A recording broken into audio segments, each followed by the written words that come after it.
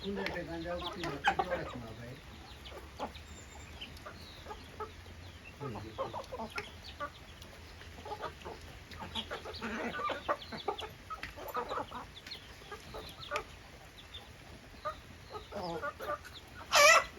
Boleh.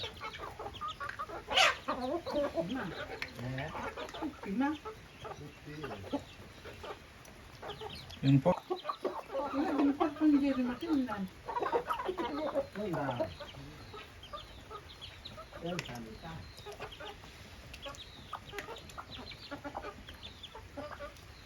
Akan definisi cuma daerah ini.